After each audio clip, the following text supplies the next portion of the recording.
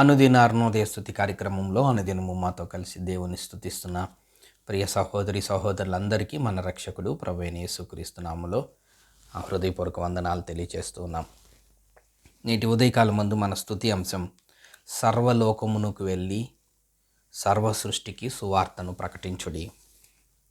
Mark సువార్త 16వ అధ్యాయం 15వ వచనం. మరియు మీరు సర్వలోకమునకు వెళ్ళి సర్వ సృష్టికి సువార్తను ప్రకటించుడి. ప్రియ సహోదరి సహోదరులారా, ఈ ఉదయకాలం మందు మనం జ్ఞాపకం చేసుకున్న మాట, దేవుడు మనకిచ్చిన ఒక ఆజ్ఞ, దేవుడు మనకిచ్చిన ఒక బాధ్యత, దేవుడు మనకిచ్చిన ఒక కట్టడ. ఏ విధంగా ఈ లోకంలో మనం జీవిస్తున్నప్పుడు మనకి కొన్ని బాధ్యతలు ఉంటాయి. కుటుంబంలో ఉంటే కుటుంబంలో కొన్ని బాధ్యతలు ఉంటాయి. ఉద్యోగంలో ఉంటే ఉద్యోగంలో కొన్ని బాధ్యతలు ఉంటాయి. వ్యాపారం చేస్తుంటే వ్యాపారంలో కొన్ని బాధ్యతలు ఉంటాయి. ప్రతి మనిషికి బాధ్యత ఉంటుంది. బాధ్యత కలిగి ఉండటం మంచి లక్షణం. ఒకవేళ ఎవరైనా బాధ్యత లేకపోతే వాళ్ళని తిడతారు, దూషిస్తారు. బాధ్యత లేదు, ఏమి లేదు అని పొద్దున్న లేచిన కాంచి వాళ్ళని తిడుతూ ఉంటారు. అంటే ఒక మనిషి బాధ్యత కలిగి జీవించటం ఒక మంచి లక్షణం. బాధ్యత లేకుండా జీవించటం మంచి లక్షణం కాదు, చెడు లక్షణం. అందరూ దూషిస్తారు.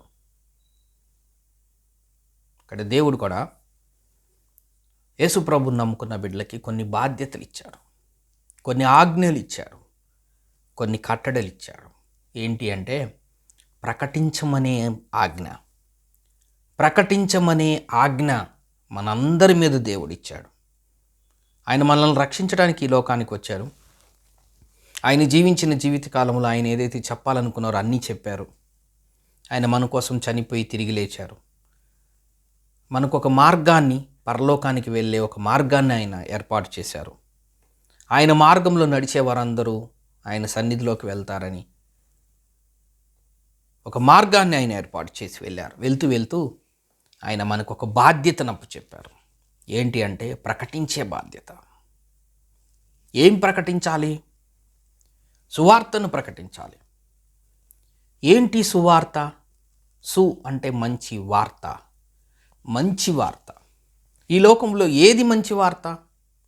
ధనం వస్తే మంచి వార్త, ఆహారం వస్తే మంచి వార్త, ఉద్యోగం వస్తే మంచి వార్త, ఇల్లు కొనుక్కుంటే మంచి వార్త. ఇవన్నీ తాత్కాలికమైన మంచి వార్తలు.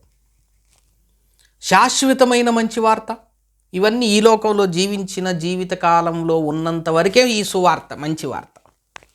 కానీ ఇక్కడ చెప్తున్న సువార్త మంచి వార్త ఏంటి అంటే ఇది ఆత్మకు సంబంధించిన వార్త. యేసు ప్రభు అనే ఒక దేవుడు మానవాల్ని రక్షించడానికి, ఎవరూ మానవాల్ని రక్షించే స్థితిలో లేని సందర్భంలో ఒక దేవుడు మానవుడిగా రావటమే సువార్త. రక్త మాంసములతో పాలివారై ఉండటే ఒక సువార్త. మనకు రావలసిన శిక్షను ఆయన మీద వేసుకొనటమే సువార్త. మనందరి పాప భారాన్ని కలువరి సిలువలో ఆయన భరించటమే సువార్త. మనందరి కోసం ఆయన తిరిగి లేవటమే సువార్త. ఆయన్ని నమ్ముకొనుట ద్వారా, మన పాపములు విడిచిపెట్టుట ద్వారా మనకి పాపక్షమాపణ కలుగుతుందని తెలియచేయటమే సువార్త. నమ్మిన వారు రక్షింపబడతారని నమ్మని వారికి తెలియచేయటమే సువార్త. నరకము నుంచి యేసు ప్రభువుని నమ్ముకుంటే యేసు రక్తము ప్రతి పాపముల నుండి మనల్ని పవిత్రులుగా చేయును అని తెలియని వారికి, పాపులకు ప్రకటించటమే సువార్త. నరకము నుంచి పరలోకానికి వెళ్ళే మార్గాన్ని తెలియచేయటమే సువార్త. చీకటిలో ఉన్న మన జీవితాలని వెలుగులోకి రావటానికి తెలియచేసే వర్తమానమే సువార్త. సాతాను బంధకముల్లో ఉన్న మనల్ని విడుదల కలిగించి ఆ నిత్య మహిమ గల పట్టణములో ప్రవేశించటానికి వెళ్ళే మార్గాన్ని తెలియచేసే వార్తే సువార్త. జగటగల దొంగ ఊబిలో ఉన్న మనల్ని లేవనెత్తేది సువార్త. దుర్వాసన కొడుతున్న మన మానవ జీవితాల్ని పరిమళ వాసనగా మార్చేదే ఆ వార్తే సువార్త. ఆ సువార్తే యేసు ప్రభు యొక్క వార్త. ఆ వార్తని మనం విన్నాం, మనం రక్షింపబడ్డాం. దేవుడు ఒక గొప్ప భాగ్యాన్ని మనకు అనుగ్రహించాడు. ఒక గొప్ప అదృష్టాన్ని మనకు అనుగ్రహించారు. ప్రభువుని గుర్తెరిగే ఒక భాగ్యాన్ని మనకిచ్చారు. వెలుగై ఉన్న ఆ దేవుణ్ణి చీకట్లో ఉన్న మనము చూడలేని స్థితిలో ఉంటుండగా ఆ వెలుగు దేవుణ్ణి మనం చూడగలిగే ఆ శక్తిని మనకిచ్చారు, అవగాహన మనకిచ్చారు. జగత్ పునాది వేయబడక ముందే క్రీస్తులో మనల్ని ఏర్పాటు చేసుకున్నారు.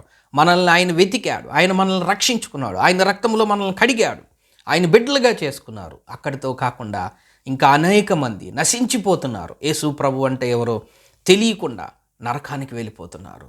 నిత్య మార్గం, నిత్య జీవం, పరలోక పట్టణం, పరిశుద్ధ పట్టణంలోకి వెళ్ళాలి అంటే యేసు ప్రభు ద్వారా నేనే మార్గం, సత్యం, జీవం, నా ద్వారా తప్ప ఎవరు తండ్రి యొద్దకు చేరలేరని చెప్పిన సువార్తను ప్రకటించే బాధ్యత దేవుడు మనకు దయచేశాడు. ఎక్కడ ప్రకటించాలి?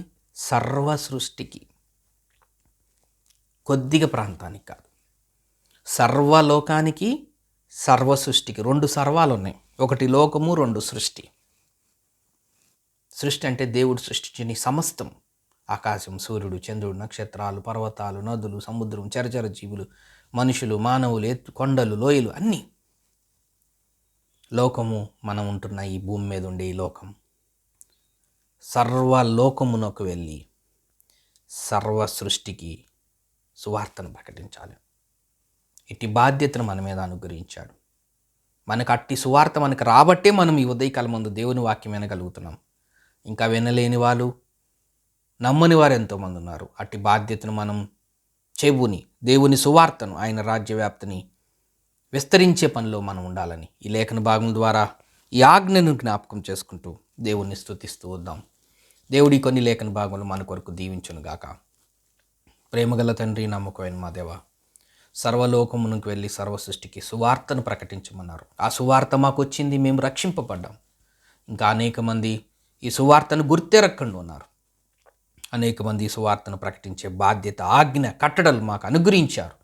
అట్టి ఆజ్ఞను మేము జ్ఞాపకం చేసుకుంటూ అట్టి ఆజ్ఞలు మేము పాటించే వారిగా ఉండులాగా మీ సహాయం అనుగ్రహించమని యేసు నామమున స్తోత్రం చెల్లించి ప్రార్థన చేస్తున్నాం తండ్రి. ఆమేన్.